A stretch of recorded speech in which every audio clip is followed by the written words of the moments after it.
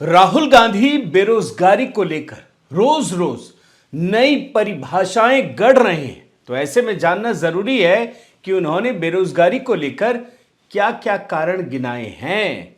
तो चलिए परिभाषा शुरू करते हैं। राहुल जी, आज बेरोजगारी की कोई परिभाषा बताइए ना। जो 5-7 पूंजीपतियों को पूरा का पूरा देश का धन दिया जा रहा है, इसका नतीजा है कि देश युवाओं को रोजगार नहीं दे पा रहा है। राहुल जी, पूंजीपति तो रोजगार पैदा करते हैं, उससे कैसे खत्म हो जाएगा? कोई दूसरा कारण बताइए। युवाओं को रोजगार नहीं मिल रहा है और मिल नहीं सकता क्योंकि आपने वो रीढ़ की हड्डी तोड़ दी, नोटबंदी करके, जीएसटी करके, कोविड में जो आपने किया। लीजिए, नोटबंदी, जीएसटी और कोविड से बेरोजगारी। कुछ और बोलना है क्या? बता दीजिए।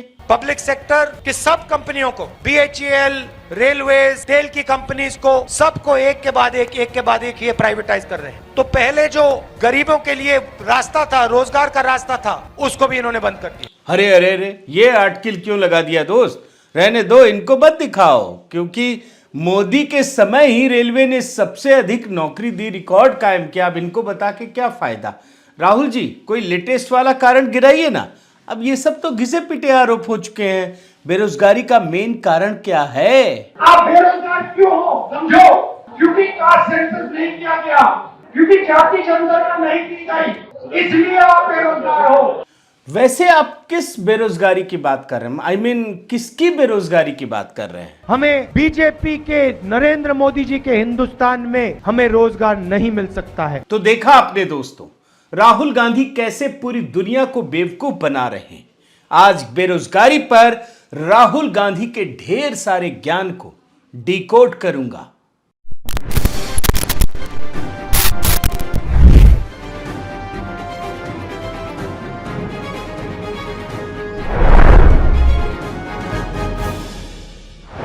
साथियों नमस्कार, मैं हरिश्चंद्र बर्णवाल। राहुल गांधी की एक मजेदार बात जानते हैं क्या है?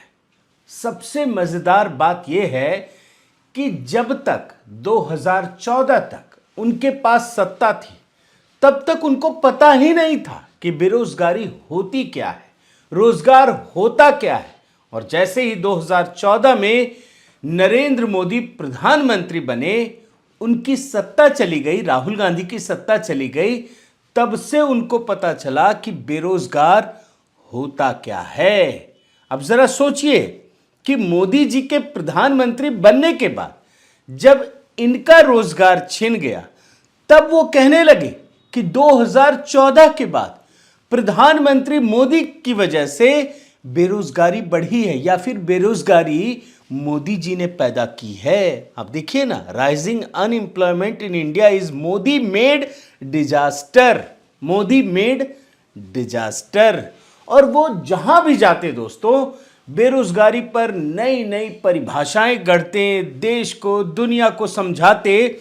और 2014 के बाद ही उनको समझ में आया कि देश में बेरोजगारी के कारण असहिष्णुता बढ़ रही है और लिंचिंग हो रही है। आप देखिए ना इस आर्टिकल को। उनकी समझ में आया कि 2014 के बाद से ही देश में दंगे और लिंचिंग होने लगे हैं, क्योंकि देश में यूपीए की सरकार जाते ही सब बेरोजगार हो गए हैं। आप एक एक करके सारी परिभाषाओं को बड़े ध्यान से देखिएगा दोस्तों, और तभी आपको सारी चीजें पता चलेंगी। और 2018 में आगे बढ़िए, उनको समझ में आया कि अनिल अंबानी के कारण सब कुछ हो रहा है। ये सारी परेशानियां जो है ना, वो अनिल अंबानी के कारण बढ़ रही है। फिर आगे बढ़ा मामला, साल गुजरे, फिर उनको समझ में आया कि नहीं नहीं, अनिल अंबानी के कारण नहीं, अडानी के कारण हो रहा है। अडानी के कारण सारी मुसीबतें बढ़ने लगी हैं। और वो अपनी कहानी में एक खास चीज समझाने लगे उसके बाद।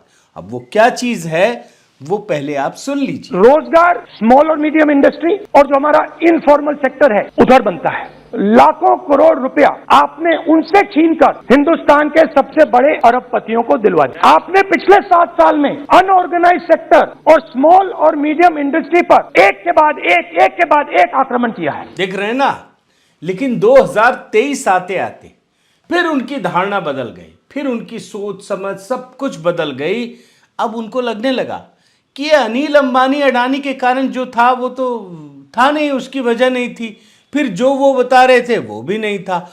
असली कारण तो जाति जनगणना है। जाति जनगणना हुई नहीं और इसीलिए ये बेरोजगारी बढ़ रही है। ये भी सुन लीजिए। अब मध्य प्रदेश का हर ओबीसी युवा, भाई और बहनों, मैं आपकी बात कर रहा हूं, आपके भविष्य की बात कर रहा हूं। आप बेरोजगार क्यों हो? समझो, बेरोजगार हो क्योंकि आपके लोग हिंदुस्तान की सरकार को नहीं चला रहे, बजट के निर्णय नहीं ले रहे। देख रहे हैं ना, वो सारे जगह सारे मीडिया में यही छप रहा है, कास्ट सेंसस की two jobs, we will ensure it. और अब जब 5 राज्यों में चुनाव होने वाले हैं, अगले साल आम चुनाव होने वाले हैं, तो राहुल गांधी पूरे देश को बता रहे हैं कि सरकार में आते ही वो पहला काम यही करेंगे कि जाति जनगणना करवा देंगे ताकि बेरोजगारी खत्म हो जाए। सुनिए ना, पहला कदम का सेंसस जाति जनगणना है, पहला कदम। अब एक और आपको मजेदार चीज दिखाता हूं।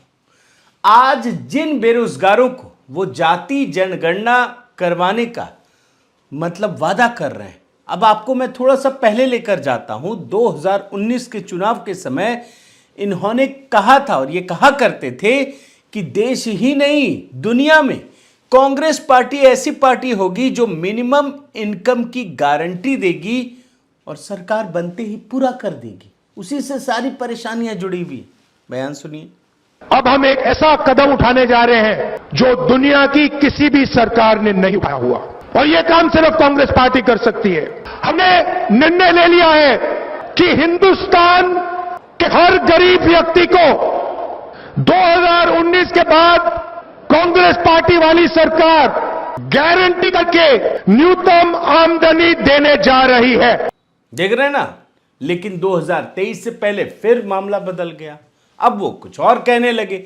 अब कह रहे हैं कि जाति जनगणना होते ही रोजगार मिल जाएगा, और इसके लिए प्रधानमंत्री मोदी को एक चुनौती भी देते हैं। क्या देते हैं ये भी बड़ा आपको आश्चर्य होगा, जरा सुन लीजिए।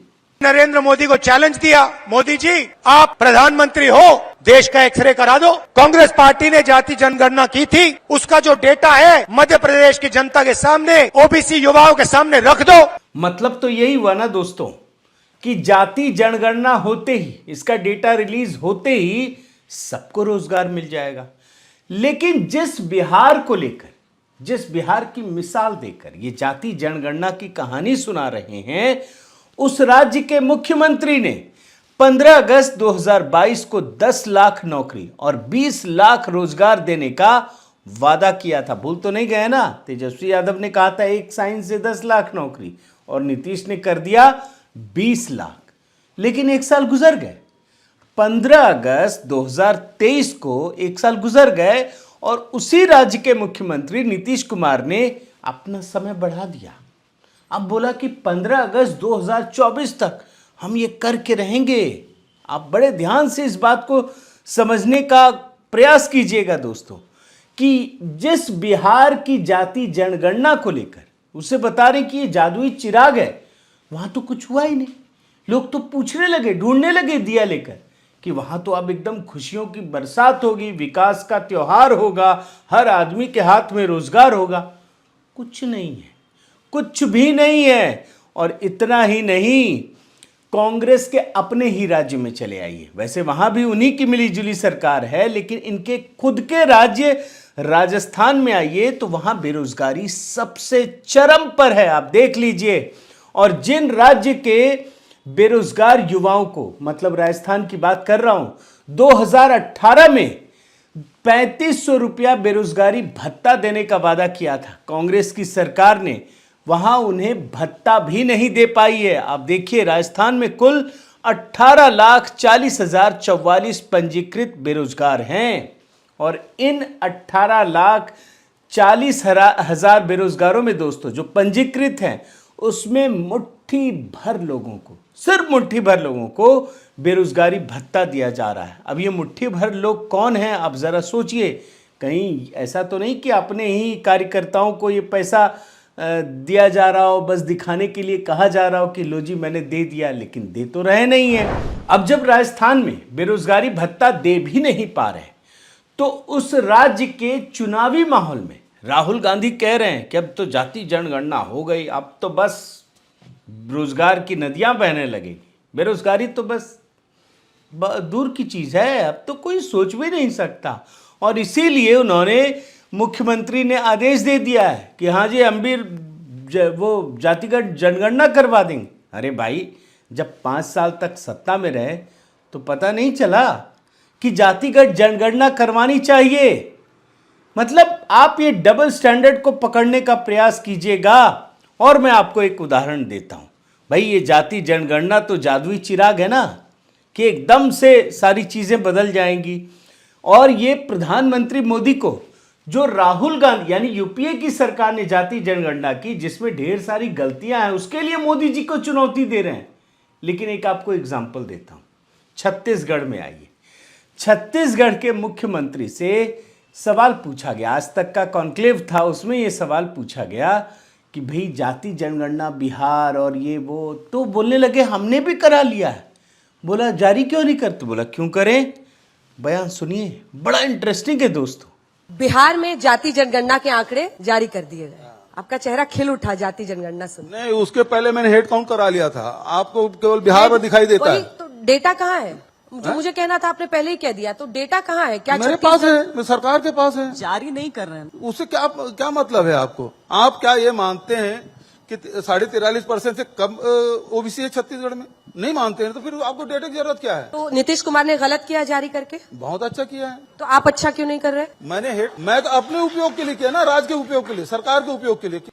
देख रहे हैं ना, राहुल गांधी मोदी जी को चुनौती दे रहे हैं कि जाति जनगणना का डेटा जारी करो, और इन्हीं के मुख्यमंत्री नहीं कर रहे हैं। बोले क्यों करेंगे? यही हाल होगा दोस्तों जब ये केंद्र में इनकी सरकार बनेगी। कितना डबल स्टैंडर्ड। आप इसमें कई चीजों को पकड़िए, जहां हो चुका वहां कुछ नहीं हुआ, और जहां नहीं हुआ वहां वो कह रहे हैं हम कराएंगे, और जहां हो भी गया डेटा भी है वो जारी नहीं कर रहे हैं, और मोदी जी को सारा चुनौती दे रहे हैं। अगर ये आम जनता समझ नहीं पाएगी तो बहुत परेशानी में रहने वाली। और छत्तीसगढ़ में तो बोल रहे हैं ना कि हमने करा दिया और हम यूज कर रहे हैं, लेकिन देखिए छत्तीसगढ़ में ही बेरोजगारी का जो प्रतिशत है वो देखिए, अमित मालवीय ने लिखा है तीसरा सबसे अधिक बेरोजगार प्रदेश। क्या हुआ राहुल बाबा? और मैंने एक रिपोर्ट भी निकाली दोस्तों, 10 अक्टूबर 2023 की ये रिपोर्ट देखिए और पढ़िए। In the urban areas states UTs which recorded higher than national average unemployment rate include, कौन कौन से राज्य हैं बड़े ध्यान से देख लीजिए। हिमाचल प्रदेश 13.8% कांग्रेस का राज्य है। राजस्थान 11.7% कांग्रेस का राज्य है। छत्तीसगढ़ 11.2% कांग्रेस का राज्य है। उसके बाद जम्मू कश्मीर और केरल, एक भी भाजपा शासित राज्य नहीं है। यही हकीकत है, और इसी बात को झुटलाने के लिए ये सारा ड्रामा रचा जा रहा है। तो कुल मिलाकर दोस्तों, राहुल गांधी 2014 के बाद बेरोजगारी की जो कहानी परोस रहे हैं वो दरअसल इनके मन की कल्पना है, जो एसी रूम में बैठकर सिर्फ जो मन में आता वो बोल देते हैं, उसका हकीकत से कोई लेना देना नहीं है। और इनकी सोच से इस बेरोजगारी का कोई भला नहीं होने वाला है। भाई बेरोजगारी दूर तब होती है जब जमीन पर काम किया जाता, मेहनत की जाती है, परिश्रम किया जाता है, और इसके लिए इस देश की सरकार लगातार कार्यरत है। उसी को गलतफहमी में डालने के लिए, कंफ्यूजन पैदा करने के लिए ये सारी चीज़ें क्रिएट की जाती हैं। बहुत बहुत धन्यवाद। आपसे निवेदन है साथियों कि आप मेरे इस चैनल को ज़रूर सब्सक्राइब कीजिए, लाइक कीजिए, शेयर कीजिए, कमेंट कीजिए, और इस बेल आइकन को प्रेस करना मत भूलिएगा। नमस्कार।